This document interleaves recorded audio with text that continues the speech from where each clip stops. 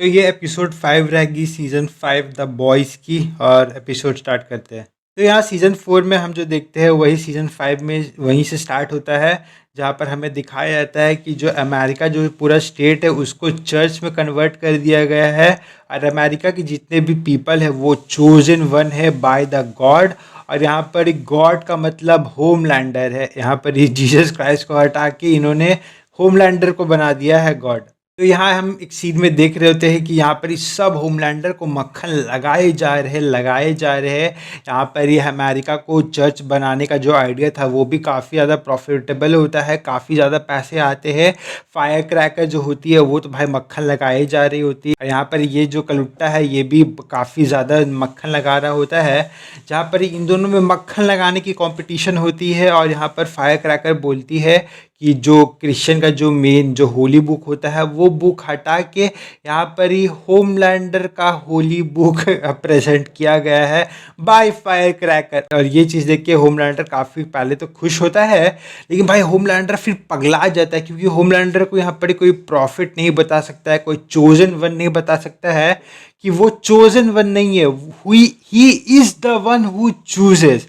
तो होमलैंडर को absolute power यहाँ पर ही बनाने की कोशिश की जाती है। मेन एपिसोड स्टार्ट हो रही है और यहाँ पर ये एपिसोड काफ़ी ज़्यादा अलग है जितने भी एपिसोड हमने आज तक देखे हैं। यहाँ पर ये एपिसोड में स्टोरी कम दिखाई गई है और जितने भी एपिसोड के रैंडम द बॉयज़ के रैंडम कैरेक्टर्स है उनकी स्टोरी और बैकग्राउंड और उनके साथ क्या क्या होता है वो दिखाया गया है। तो यहाँ पर जैसे जैसे कैरेक्टर डिवाइड किया गया मैं वैसे वैसे बता रहा हूँ। सबसे पहले फायर क्रैकर के साथ स्टार्ट करते हैं क्योंकि फायर क्रैकर के साथ जो भी हुआ वो एपिसोड में काफ़ी ज़्यादा बुरा लगा कि आज वो ये सब डिज़र्व करती भी है, लेकिन भाई मेरे को लगता है कि थोड़ा तो भाई ये डिज़र्व नहीं करती। फायर क्रैकर यहाँ पर ही अपने जो चर्च जब वो बच्ची थी तो आज हमें पता है कि फायर क्रैकर खुद एक ऑर्फन है और वो एक चर्च में पली बड़ी है। चर्च के जो फादर होते हैं जिन्होंने प्रैक्टिकली फायर क्रैकर को रेस किया है, बचपन से बड़ा किया है, वो यहाँ पर मिलते हैं क्योंकि एज वो खुद एक चर्च चला रहे होते हैं। और यहाँ पर अब जो अमेरिका जो चर्च बन गया है उसकी वजह से इनका चर्च में काफ़ी ज़्यादा नुकसान हो रहा होता है। जो वहाँ के लोकल सुपर हीरोज़ होते हैं वो तो भाई ये चर्च को बर्बाद करते ही रहते हैं, इसीलिए ये जो चर्च के जो फादर होते हैं वो सीधा फायर क्रैकर के आके हेल्प मांगते हैं। यहाँ पर हमें समझ में आता है कि फायर क्रैकर हेल्प करना तो चाहती है, लेकिन यहाँ पर शी इज़ वेरी वेरी लालची। वो यहाँ पर ये भी सोचती है कि मैं अपने आप को सैक्रिफाइस नहीं कर सकती हुई इनके लिए। तो हमें ये सीन में ये दिखाया जाता है कि फायर क्रैकर अब बीच में फंस गई है जीसस और होमलैंडर के बीच में। As Jesus Christ is someone she grew up with, और अब यहाँ पर वो बिलीव ही करती है मेनली जीसस क्राइस्ट पे। लेकिन यहाँ पर होमलैंडर इज जस्ट समवन जो उसको पैसा देगा, फेम देगा, प्रसिद्धि देगा।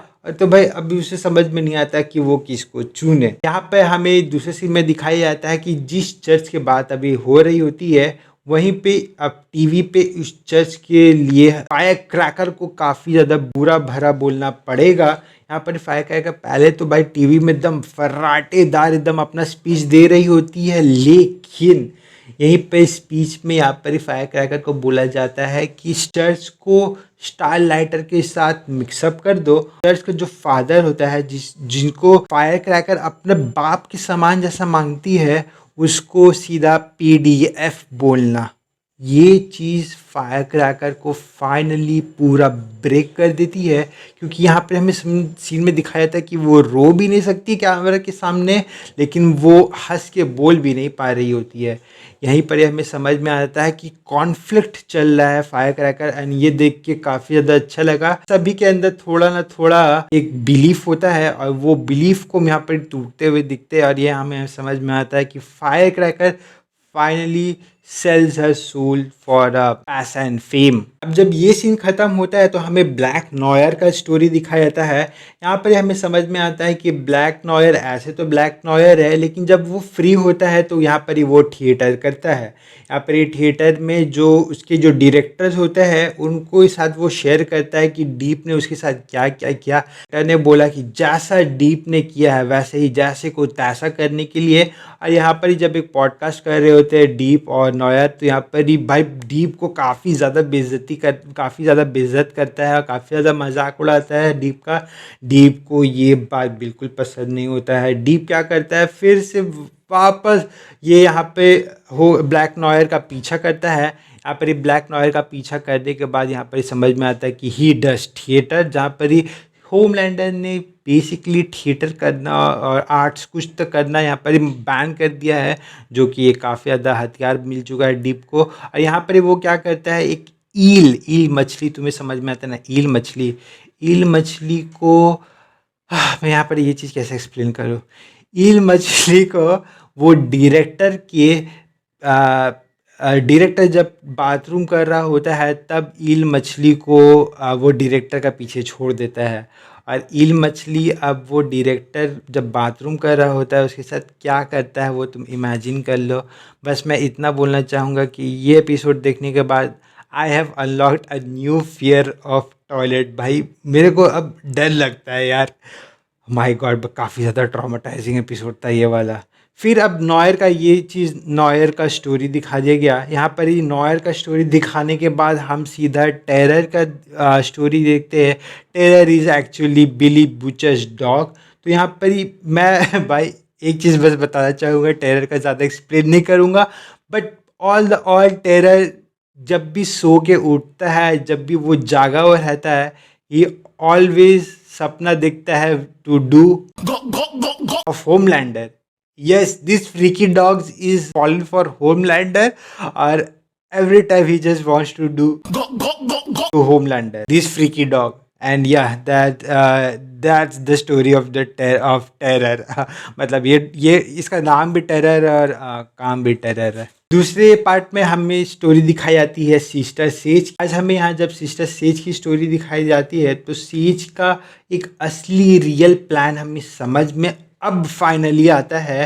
यहाँ पर ये फाइनल प्लान इतना भी सरप्राइजिंग नहीं था। तुम समझ ही सकते हो कि सेज का प्लान क्या था रूल करने का, और यहाँ पर ही वो यही है फाइनली। तो यहाँ पर ही हमें ये भी दिखाया जाता है कि जब एशली जब सेज से बात कर रही होती है तो यहाँ पर ही सेज एशली को भी रिक्रूट करना चाहती है अपने प्लान में। और यहाँ पर हमें अब क्लियरली समझ में आता है सेज का प्लान क्या है। असली में सेज का प्लान ये है कि वो चाहती है कि जितने भी सुपर हीरोज़ है वो नॉर्मल पीपल को ख़त्म कर दे, और जो वायरस है वो सब सुपर हीरोज़ को ख़त्म कर दे। यहाँ इसी की वजह से कोई इंसान भी नहीं बचेगा, कोई सुपर हीरो भी नहीं बचेगा।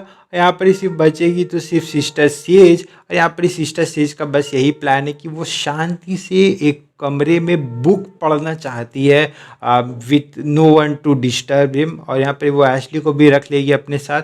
मतलब पिनिकल लाइक पीक एक इंट्रोवर्ट का सपना और एक एक्सट्रोवर्ट का डार्क नाइटमेयर सपना है सेज का। भाई peak, says is now peak introvert. यहाँ पर दूसरे सीन में हमें सोल्जर बॉय की अब कहानी दिखाई जाती है। यहाँ पर ये कहानी ज़्यादा इंपॉर्टेंट है। यहाँ पर सोल्जर बॉय होमलैंडर को बोलता है इंटरोगेट करने के लिए स्टैन एडगर को, क्योंकि एज होमलैंडर अभी स्टैन एडगर को काफ़ी ज़्यादा इंटरोगेट पहले से कर चुका है, लेकिन उसको V1 का नक्शा अभी तक नहीं मालूम चला है। यहाँ पर ये सोल्जर बॉय स्टैन एडगर से जाता है बात करने के लिए, और स्टैन एडगर यहाँ पर बोलता है, हालांकि उसको खुद स्टैन एडगर को नहीं पता है कि V1 कहाँ पर ही है, लेकिन वो जानता है एक इंसान को जिसका नाम है मिस्टर मैराथन।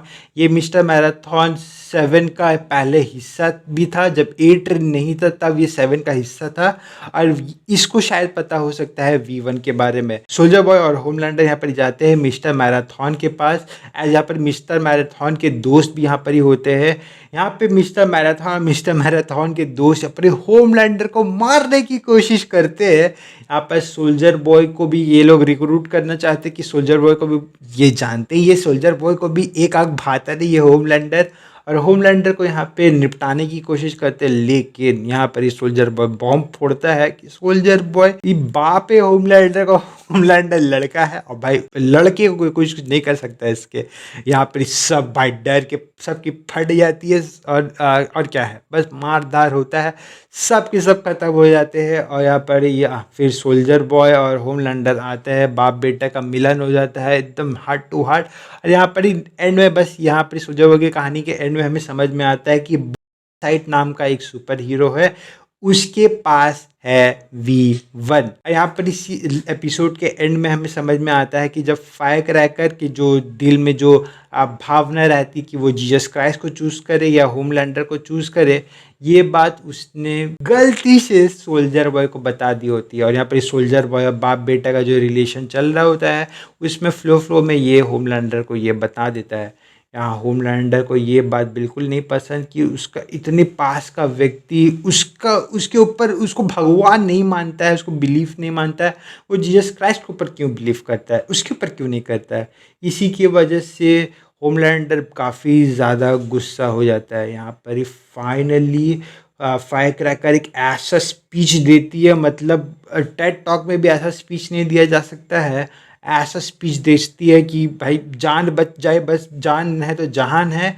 लेकिन एंड में होमलैंडर किल्स फायर क्रैकर। यहाँ पर ही एंड होता है फायर क्रैकर का। यहाँ पर ही एंड में भाई मैं तो यही बताऊंगा कि कुछ ऐसी चीज़ें हैं जो मेरे को ये एपिसोड पे काफ़ी ज़्यादा मतलब कोई तो ट्रॉमा दे दिया, किसी ने न्यू फियर अनलॉक कर दिया। फाइनली फायर क्रैकर का जो भी कैरेक्टर था वो और अच्छे से दिखाया गया, लेकिन उसको मार दिया गया, जो मेरे कहीं पर ही लगता है कि शी डजंट डिज़र्व इट, और कहीं पर ही लगता है या शी डिज़र्व्स इट। जहाँ पर ही भाई मैं इतना बताऊंगा, अगर टेरर जैसा कुत्ता है अगल बगल तुम्हारे रहता है तो भाई उससे दूर ही रहो, उसके अपने पास मत आने दो, बिकॉज भाई इसका नाम भी टेरर है, इसका काम भी टेरर है। जहाँ पर नेक्स्ट एपिसोड में हमें ये भी पता चलेगा कि V1 अब कहाँ है, क्योंकि को ढूंढना भी हमें पड़ेगा। और भाई अब मैं तो बस इतना बताऊंगा क्या है वह new trauma, new fear unlocked of toilets ये एपिसोड देखने के बाद। एंड या that's all for this video. मिलते हैं नेक्स्ट वीडियो में, तब तक रौद्री को गुड बाय।